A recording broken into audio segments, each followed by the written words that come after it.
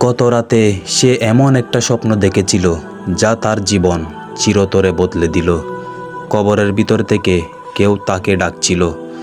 আজকের গল্পটা শেষ পর্যন্ত শুনো, কারণ এটা শুধু গল্প না, এটা হতে পারে তোমার ভবিষ্যৎ।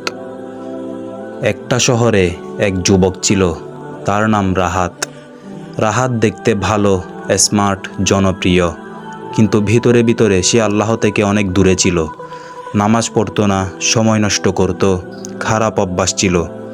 তার মা বারবার বলতো, বাবা নামাজ পড়, কিন্তু সে হেসে উড়িয়ে দিত, সময় আছে। এক রাতে রাহাত দেরি করে ঘুমালো।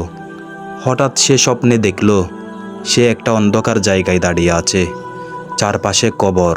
হঠাৎ একটা কবর ফেটে গেল। একজন লোক বের হয়ে চিৎকার করে বলল, ফিরে যাও, সময় থাকতে ফিরে যাও।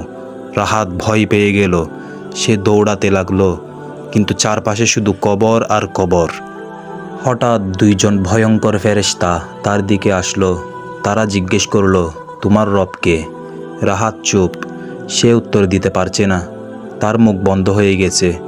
সে চিৎকার করতে লাগলো, আমাকে আরেকটা সুযোগ দাও। হঠাৎ তার কবর সংকুচিত হতে লাগলো।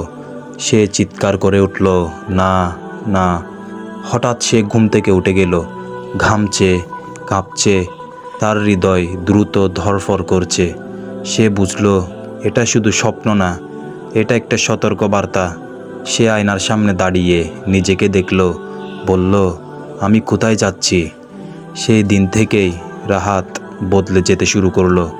ফজরের নামাজ শুরু, কোরআন পড়া, খারাপ বন্ধু বাদ। তার মা অবাক, এ কি, আমার ছেলে? সে কাঁদতে কাঁদতে বলল, মা আমার জন্য দোয়া করো। কিন্তু শয়তান সহজে ছাড়ে না। বন্ধুরা আবার ডাকলো, তুই বদলে গেছিস। তার ভিতরে যুদ্ধ শুরু হলো, একদিকে দুনিয়া, অন্যদিকে আখিরাত। সে সিজদায় পড়ে কাঁদল, হে আল্লাহ আমাকে রক্ষা করো। একদিন রাহাত রাস্তা পার হচ্ছিল। হঠাৎ একটি গাড়ি দ্রুত এসে দুর্ঘটনা। মানুষ জড়ো হলো। রাহাত মাটিতে পড়ে আছে।